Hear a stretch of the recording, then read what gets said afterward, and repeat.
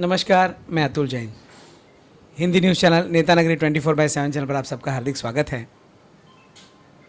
Congress party हमारे देश की सबसे बड़ी पार्टी और महाराष्ट्र में भी उसका वजूद बहुत ही मजबूत था। हमें आज भी याद है वो विलासराव देशमुख जी और ऐसे बहुत सारे नेता, हम किन किन के नाम लें, बहुत सारे नेता, सुनील दत्त जी, बहुत सारे लोग हमारे कांग्रेस के बड़े बड़े नेता इस महाराष्ट्र राज्य को चला रहे थे और सिर्फ कांग्रेस का ही वर्चस्व था। और ये अंधेरी विधानसभा, यहाँ पर भी एक समय था कि सिर्फ कांग्रेस का ही वजूद था और उनके ही नेता यहाँ पर अपना कार्य करते थे। लेकिन आज ऐसा क्या हुआ कि हमारे महाराष्ट्र में, हमारे अंधेरी विधानसभा में कहीं ना कहीं कांग्रेस थोड़ी सी पीछे नज़र आ रही है। तो इसी के बारे में आज हम जानेंगे। हमारे साथ है क्लाइव डाइस जी, जो हमारे उत्तर पश्चिम जिला के अध्यक्ष हैं। क्लाइव सर, आपका हार्दिक स्वागत है। सर, एक कांग्रेस बहुत बड़ा पक्ष है, पार्टी थी हमारे देश की, लेकिन एक वातावरण ऐसा बना कि भारतीय जनता पार्टी अपने वजूद को कुछ न होने के बावजूद एक अच्छा नेतृत्व दे पाई और आज अपना प्रधानमंत्री देश में लाई। उसके बाद हमारे नेता जो है वो भी कहीं ना कहीं कमज़ोर पड़ते दिखे और उसी तरह हमारे अंधेरी विधानसभा में भी आज कांग्रेस कहीं दिखती नहीं, बहुत कम नज़र आती है। क्या बात है सर? सबसे पहले तो मैं आपके नेता नगरी चैनल को मेरी तरफ से हार्दिक शुभकामनाएं देता हूं कि आने वाले समय में आप अच्छी तरक्की करो। Thank you sir. अच्छी सच्ची न्यूज़ लोगों तक पहुंचाए, ऐसी मैं आपसे कामना करता हूं। और जैसे आपका सवाल था कि अंधेरी विधानसभा क्षेत्र में कांग्रेस का ग्राफ डाउन क्यों हुआ, तो मैं आपको बता दूं कि ये सिर्फ अंधेरी विधानसभा क्षेत्र में नहीं, पूरे भारतवर्ष में 2014 को जब नरेंद्र मोदी जी प्रधानमंत्री बने, उससे पहले 6 महीने पहले से उन्होंने लोगों को इतना, समझ लो, जो बड़े बड़े वादे किए, अब वो झूठे समझो या सच्चे समझो, लेकिन उस वक्त लोगों को तो लगा ही कि 70 साल से हमने कांग्रेस को मौका दिया है, 70 साल कांग्रेस ने राज किया। उस वक्त थोड़ी महंगाई ज़्यादा थी, थोड़ी पेट्रोल के दाम बढ़े थे, डीजल के दाम बढ़े थे, क्योंकि वर्ल्ड मार्केट में क्रूड ऑयल के दाम बढ़े थे। बावजूद उसके उस वक्त के दाम और आज के दाम में ज़मीन आसमान का फ़र्क है। लेकिन लोगों को बरगला कर, लोगों को मिसगाइड कर कर जो वोट प्राप्त करके वो सत्ता में आए, लोगों ने ये उम्मीद पे कि चलो इन्हें भी एक मौका दे के हम देखते हैं। बहुत सारे इश्यूज थे, बहुत सारी समस्याएं थी और उन्होंने ऐसी बातें की जैसे जादू की छड़ी उनके पास है, घुमाने से पूरा भारत का कायाकल्प हो जाएगा, एकदम चेंज हो जाएगा। और उसी का ये परिणाम था कि पूरे भारत में उसके बाद विधानसभा का इलेक्शन महाराष्ट्र में हुआ। वही जो ट्रेंड था वो फिर से महाराष्ट्र की विधानसभा चुनाव में भी हुआ और यहाँ पर भी हम हार गए। और उसी तरह अंधेरी से भी हम, मतलब जो 15 साल से कंटिन्यू हमारे एमएलए चुन के आ रहे थे, वो भी हार गए। ये वजह थी। और इसके बाद आज 7 साल हो गए, 8वां साल चल रहा है। 5 साल का राज देखने के बाद लोग त्रस्त तो हुए ही थे, लेकिन उन्होंने फिर से आकर कुछ ना कुछ नई थेरीज बनाई और फिर ये कहा कि 5 साल बहुत कम होते, थोड़ा सा और हमें समय दे दो, हम चेंज करेंगे।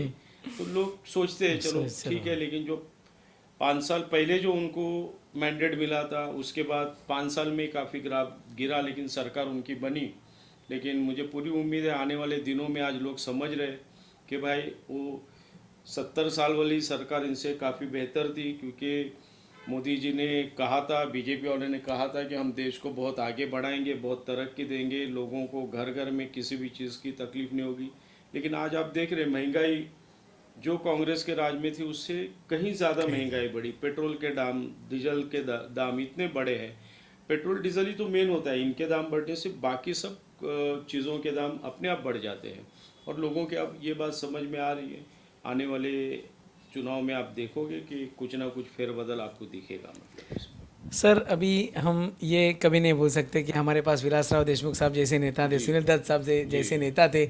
एक कांग्रेस का एक एक बहुत अच्छा सुंदर वातावरण था, जी। लेकिन वह उसमें भी कहीं कमी दिख रही है, क्योंकि नेता चलो पक्ष पार्टी तो सत्ता में नहीं आई, ठीक है, लेकिन वो जो रंग था कांग्रेस का उस जमाने में, नेता थे कि आते थे तो कुछ एक बाहर खिल जाती थी, ऐसा बोल सकते हैं, तो वैसा कुछ कम लग रहा है आपको आज के समय में? जी देखिए, एक तो दत्त साहब एक महान हस्ती थी, फिल्मी हस्ती थी, उनका एक अलग ही करिश्मा था। विलासराव देशमुख जी, आप जिनकी बात कर रहे हो, जब भाषण करते थे तो बहुत फिल्मी मजा हस्ती आता से था। भी वो हाँ, कम नहीं थे। हाँ हाँ, सही बात। उनका भाषण, और वो ज़मीनी तौर से ब्लॉक अध्यक्ष से उनका जो पॉलिटिकल करियर शुरुआत हुआ था, ब्लॉक प्रेसिडेंट, आज आप सोचिए एक ब्लॉक प्रेसिडेंट से सीएम तक का सफ़र जो किया, नहीं वो मामूली हस्ती थी नहीं, बहुत मेहनत से ऊपर आए थे। उनके कार्यकाल में उनका काम करने का स्टाइल था, उन लोगों के भाषण करने का एक अलग ही जलवा था, अलग अंदाज होता था, लोग इम्प्रेस होते थे काफ़ी। ये बात सही है। आज उस चीज़ की थोड़ी कमी हमें दिखती है, लेकिन इसका मतलब ये नहीं कि कांग्रेस के पास नेता नहीं, काम करने वाला आज भी बड़े बड़े लोग हैं, काम करेंगे। अब हम सत्ता से बाहर है इसलिए ज़्यादा वो मालूम नहीं पड़ता, लेकिन जिस दिन सत्ता में आएंगे तब हमारे भी बड़े बड़े नेताओं का जलवा फिर से आप लोगों को दोबारा मिलेगा। सर, अभी जैसे महाविकास आघाड़ी की सरकार है, आप महाविकास आघाड़ी में साथ में हो, लेकिन आप कहते हैं कि सत्ता से हम दूर हैं, लेकिन सर आप तो सत्ता में हो। लेकिन हम आज भी कहीं महाविकास आघाड़ी के प्रोग्राम होते हो तो कांग्रेस के इतने नेता फ्रंट में नहीं दिखते, बैकफुट पे होते हैं, तो क्या ये कांग्रेस को पीछे रखा जा रहा है? आप कैसे देख रहे हैं? जी नहीं, ये ऐसा सोचना मेरे ख्याल से थोड़ा मुनासिब नहीं होगा, क्योंकि 3 पार्टी मिलाकर सरकार बनी है और इन 3 पार्टियों के इसमें हमारा योगदान काफ़ी कम है, क्योंकि हम तीसरे नंबर की पार्टी है और हमारे मंत्री भी उनसे कम है। तो वो लिहाज से जब बड़े बड़े प्रोग्राम या जो कुछ होता है हमारा योगदान होता है, हमारे मंत्री भी उसमें होते ही है।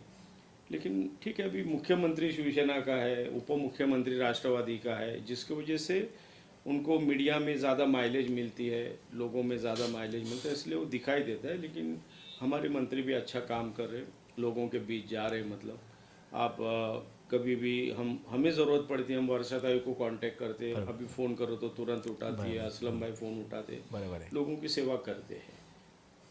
सर, क्लाइव सर पिछले कई सालों से अंधेरी का कांग्रेस का चेहरा रहे हैं, लेकिन सर आप जैसे एक एक्टिव कार्यकर्ता को कभी भी उम्मीदवार के रूप में हमने देखा नहीं सर, क्या बात है? जी जी, देखिए ऐसा है कि मैं 1984 से ऑफिशियल पार्टी से जुड़ा हुआ हूँ। दत्त साहब जब पहला चुनाव लड़े थे, एक्टिव मेंबर से लेके मेरी पॉलिटिकल करियर ही बूथ प्रेसिडेंट से शुरू हुआ था। आज मैं जिला तक पहुंचा हूँ, जिला अध्यक्ष बना हूँ। मैं कॉरपोरेशन का चुनाव लड़ने का भी पार्टी ने मुझे मौका दिया, 3 बार दिया। मैं नगर सेवक भी रह चुका हूँ। लेकिन हमारे अंधेरी विधानसभा क्षेत्र में हमारे जो एमएलए थे सुरेश शेट्टी साहब, जब वो पहली बार एमएलए बने, उन्होंने बहुत अच्छा काम किया कि उन्हें कांग्रेस पार्टी ने मंत्री तक बनाया। मंत्री बनने का 15 साल कंटिन्यू वो रहे और उनका काम इतना अच्छा चलता था, उनके सामने हमारे अंधेरी में किसी ने भी, एक हमारी कांग्रेस पार्टी का एक परंपरा होती है, जब चुनाव आता है तो सभी को टिकट मांगने का अधिकार होता है। कोई भी कार्यकर्ता, मामूली कार्यकर्ता भी अगर है, वो कोई पद पे भी नहीं तो भी वो पार्टी का टिकट, एमएलए हो, एमपी हो, कॉरपोरेशन का मांग सकता है। लेकिन हम लोगों ने सुरेश शेट्टी साहब के सामने इतना अच्छा वो काम करते थे, सबको लेके चलते थे। कभी भी 3 टर्म वो चुनाव लड़े, हमने कभी हमारे दिमाग में भी नहीं आया कि हमें एमएलए लड़ना चाहिए और उनके बदले में उनके टिकट काट के हम एमएलए, ऐसा हो ही नहीं सकता था। सब मिलके और सबको लेके चलते थे, इसलिए ये नौबत ही नहीं आई एमएलए लड़ने की। सर, पिछला चुनाव अगर मैं सोचूं तो आपको बता दूं कि पिछला चुनाव में अगर क्लाइव डायस जी एमएलए के उम्मीदवार होते तो शायद एक अच्छा चेहरा और एक अच्छा विकल्प लोगों के सामने होता, क्योंकि लोगों को और 2 उम्मीदवार थे वो नहीं चाहिए थे, मजबूरी में किसी को आमदार बनाना पड़ा, ऐसी परिस्थिति। लेकिन विभाग ऐसा भी था जहाँ पे पूरा कैथलिक विभाग था, हमारे मरोल चिमटपाड़ा जैसा एरिया था, लेकिन उनको वो वार्ड को डिवाइड घुमाना पड़ा, ऐसी परिस्थिति हुई और दूसरे उम्मीदवार को चुन के लाना पड़ा। सर, आप इजीली एमएलए बन सकते थे। जी देखिए, ऐसा था कि मैं खुद चाहता था कि अंधेरी से हमारे जो नेता है सुरेश शेट्टी साहब, वो चुनाव लड़े। बराबर, राइट। मैं चुनाव एमएलए लड़ने का इच्छुक था, शायद वो भी आ सकते थे 100%। मैं चाहता था, हमने कोशिश भी की, उन्हें कहा सभी कांग्रेसियों ने, अंधेरी के सभी कांग्रेसियों ने कहा कि शेट्टी साहब को लड़ना चाहिए, हाँ। लेकिन उन्होंने मन नहीं बनाया। उन्हें शायद उन्होंने इनकार किया, साहब मैं इस बार चुनाव नहीं लड़ूंगा, किसी और को मौका देना चाहिए। जब उन्होंने ना बोलने के बाद मैंने सोचा था कि अरे वाह, अगर बहुत अच्छा। शेट्टी साहब ना बोले तब मैंने हाँ हाँ हाँ, मेरी तरफ से मुझे पूछा गया, तो बोला अगर शेट्टी साहब नहीं लड़ते हो तो अगर मुझे मौका मिलता तो मैं लड़ूंगा। बराबर है। लेकिन होता है कांग्रेस पार्टी में, ज़रूरी नहीं कि जो हम जो चाहते हो हो वही मिले, है। ऐसा होता नहीं। हमारी पार्टी में जब हाईकमांड का आदेश आता है किसी को भी टिकट मिले, और वो मैंने हमेशा जब भी मेरी टिकट काट के भी हो या किसी और उम्मीदवार को दी हो तो हमारा फ़र्ज़ होता है, क्योंकि चुनाव लड़ना ही सब कुछ नहीं होता है। पार्टी ने मुझे हमेशा जिम्मेदारी दी, यूथ का ब्लॉक अध्यक्ष रहा, बेसिक का ब्लॉक अध्यक्ष रहा, जिला, तो एक संगठन का मुखिया होने के नाते मेरा फ़र्ज़ होता था कि जिसे भी टिकट मिले उसे हमने मदद करना है, और हम सब मिलके यही काम करते हैं। वो और बस ऊपर वाले पे छोड़ देते, कोई बड़ी बात नहीं। अगर इस बार नहीं मिला, अगले बार मिलेगा, फिर लड़ेंगे। कभी ना कभी पार्टी चाहेगी, जब पार्टी मौका देगी। जैसा चुनाव नहीं लड़ाया, लेकिन जिला अध्यक्ष तो बनाया मुझे, जिले की जिम्मेदारी दी। कुछ ना कुछ पार्टी काम करते रहो तो देती रहती है पार्टी। हम कुछ करेंगे नहीं, और कांग्रेस पार्टी से सिर्फ डिमांड ही करे, मुझे नगर सेवक बनना है, मुझे एमएलए बनना है, मुझे मंत्री भी बनना है, सब कुछ बनना है। मेहनत करते हो, आप मेहनत करते रहेंगे तो आपको उसका फल जरूर मिलेगा। सर एक सवाल मेरे मन में है, मैं आपसे पूछना चाहता हूँ, थोड़ा सा आप बताइए कि सर अभी आप इस बारे में नहीं सोचते होंगे, लेकिन मैं आपको एक ये सवाल पूछता हूँ कि अगर हमारे कोई वरिष्ठ नेता कोई पद पे काम कर रहे हैं, चुन के आए हैं, तो वो कभी ऐसा हुआ है, आपने देखा है कि किसी दूसरे पार्टी के साथ उसने कमिटमेंट किया है कि चलो इस बार तुम चुनाव जीत जाओगे, अगली बार मैं चुनाव जीत जाऊंगा, तो ऐसा किसी को सपोर्ट हुआ है? ऐसा आपने कभी देखा है? मेरे नॉलेज में तो मैं आज मुझे 40 साल हो गए पार्टी में, अगले साल मुझे पूरे 6 महीने बाद 40 साल हो जाएगा, लेकिन मैंने कभी नहीं देखा ऐसे कांग्रेस पार्टी में। अंदर अंदर कोई कुछ करता होगा तो अलग चीज़ है, लेकिन खुल्लम खुल्ला ऐसा कुछ होता नहीं, और मैंने कभी देखा नहीं। मेरे साथ जितने भी लोग जुड़े थे, हम लोग हमेशा पार्टी के लिए काम किए। सही बात है। सर अभी महाविकास आघाड़ी सत्ता में है, आने वाला महानगर पालिका का चुनाव है, तो जैसे हमारे कांग्रेस के अध्यक्ष मुंबई के भाई जगताप जी ने कहा है कि हमें एक अलग लड़के हमारी ताकत दिखानी चाहिए, तो सर आप इसके बारे में क्या सोचते हैं? ये देखिए, ऐसा है कि भाई जगताप जी चाहते हैं, हमारे बहुत से नेता भी चाहते हैं कि ये जो छोटे चुनाव होते हैं ये कार्यकर्ताओं के चुनाव होते हैं। सही बात है। और अलायंस करने से, बात सही है कि अलायंस करने से हमारा जनाधार हम खो देते हैं। कार्यकर्ता हमारे बहुत से वार्डों में, जैसे एक वार्ड होगा आज, जैसे यहाँ पर एमपी शिवसेना का है, एमएलए भी शिवसेना का है, फिर अलायंस होने पे लगभग आधे से ज़्यादा सीटें शिवसेना लड़ेगी, तो हमारा जो कार्यकर्ता हर वार्ड में जो सक्रिय है वो थोड़ा सा बेचैन हो जाता है, उसे लगता है फिर हमारी पार्टी का अस्तित्व खत्म होगा। ये बात और है कि अलग लड़ना, मिलके लड़ना, हम कुछ भी चाहे, लेकिन आखिर में इसका फैसला पार्टी हाईकमांड लेती है। जैसे बीजेपी को दूर रखने के लिए हमने महाविकास आघाड़ी बनाई, और महाविकास आघाड़ी ये कोई सोच भी नहीं सकता था कि शिवसेना, कांग्रेस, एनसीपी एक होकर सरकार बनाएगी।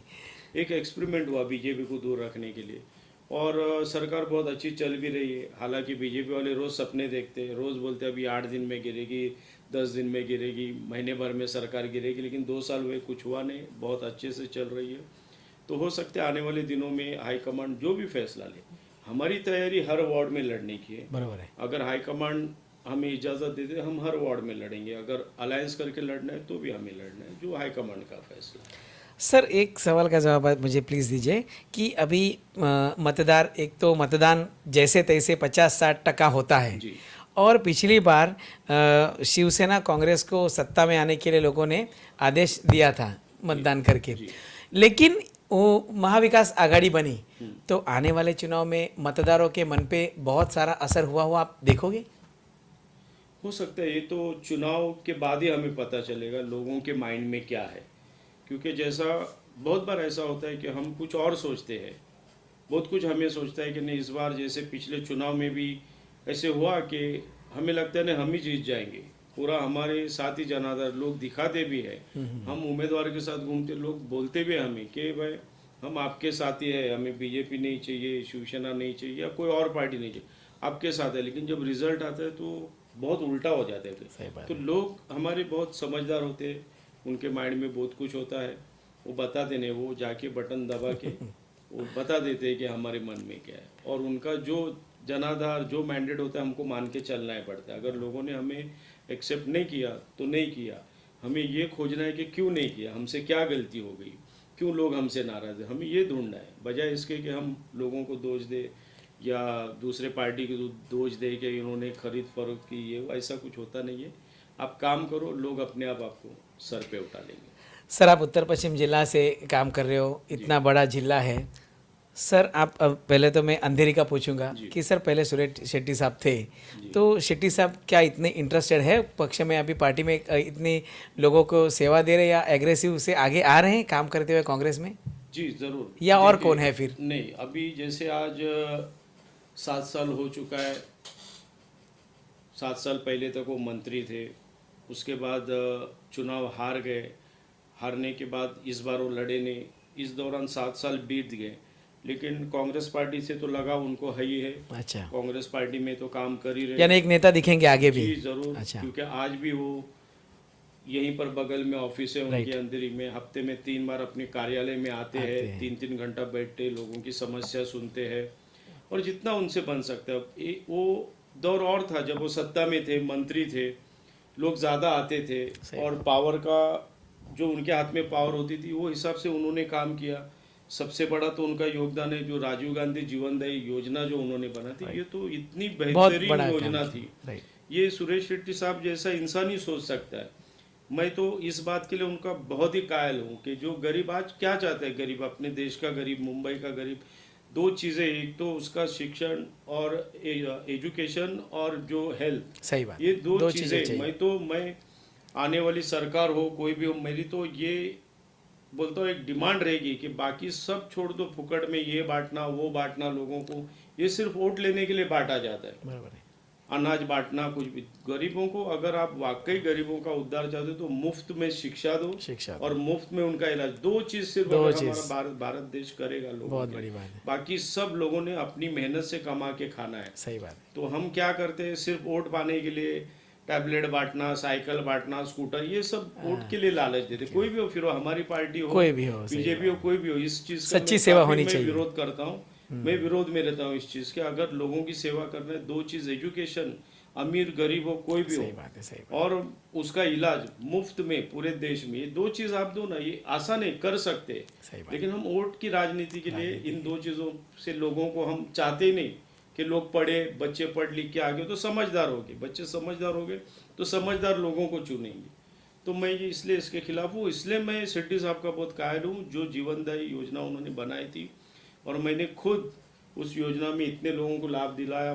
महाराष्ट्र के कोने कोने से लोग, 7 हिल में ये योजना चलती थी, हमने मतलब हार्ट का जो प्रॉब्लम होता था, कितना महंगा इलाज होता है, कोई सोच भी नहीं सकता था, बाईपास सर्जरी फ्री में होती थी, जाने का खर्चा तक उन्हें दिया जाता था। तो शेट्टी साहब जब सत्ता में थे तब उन्होंने जो काम किया, अब एम्बुलेंस सेवा वगैरह थी, लेकिन आज हम सोचे कि वैसा ही काम आज भी करें, वो पॉसिबल नहीं, आज वो सत्ता में नहीं है, लेकिन बावजूद उसके अपने कार्यालय में बैठ के जितना लोगों को मदद कर सकते वो करते हैं। नहीं, सही बात है। अगर शायद एक चांस शेट्टी साहब ने दिल से लिया होता तो शायद कैबिनेट में मंत्री भी होते और लोगों की और 5 साल सेवा करके उनका पूरा टर्म अच्छी तरह से कंप्लीट हुआ होता। पूरी उम्मीद भी थी वो पूरा कंप्लीट हुआ होता। बहुत उनके दिल से शायद उनको गवारा नहीं किया चुनाव, मिस हो गया पूरा, लेकिन हमें पूरा उम्मीद थी शेट्टी साहब लड़ते, चुन के आते, आज फिर मंत्री होते होते कुछ काम होता था। कोई बात नहीं। सर अभी आप इस जिला के अध्यक्ष हो, कांग्रेस को बढ़ाने के लिए आप सबसे बड़ा क्या काम कर रहे हो? क्योंकि कांग्रेस महाविकास आघाड़ी में आने के बाद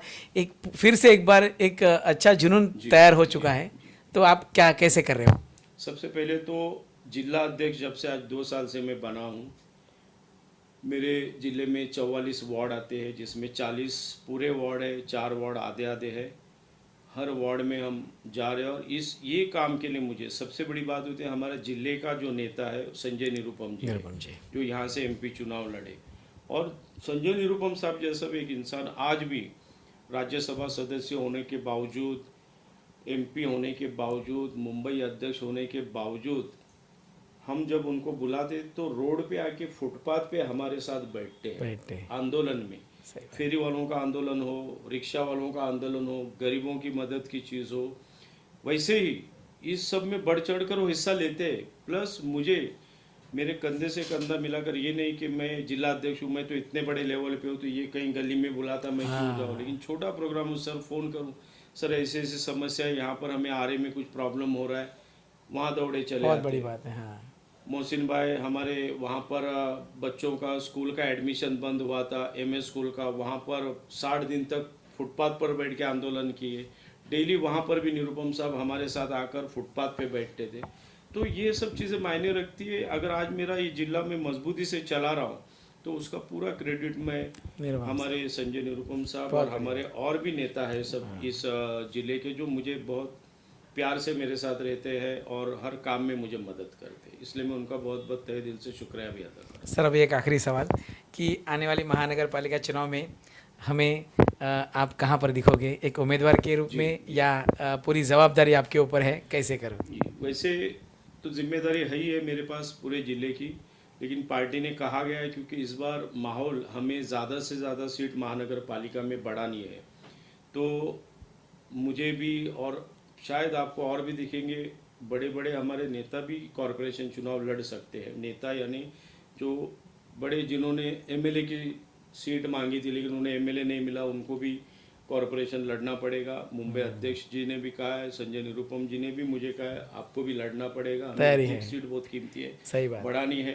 तो अब आने वाले चुनाव में हम देखेंगे जब रिजर्वेशन वगैरह क्या हाँ। होता है, अलायंस होता है या नहीं होता है, उसके बाद कौन सी सीट ओपन होती है, क्योंकि मैं ओपन कैटेगरी में लड़ यस, सकता हूँ। राइट। ओपन होती है, फिर पार्टी का जो आदेश आएगा, जहाँ लड़ने के लिए कहेंगे, पार्टी का आदेश मानकर वहाँ हम पूरी कार्यकर्ताओं की ताकत लेकर लड़ेंगे और ऊपर वाले ने चाह तो हम जीत भी हासिल करेंगे। तो ये थे क्लाइव डायस सर, जिन्होंने कई सालों से ईमानदारी से कांग्रेस में अपना काम किया है और आज भी वो उत्तर पश्चिम जिला के अध्यक्ष है और पूरी अपनी जवाबदारी वो निभाते हुए हमें दिख रहे हैं।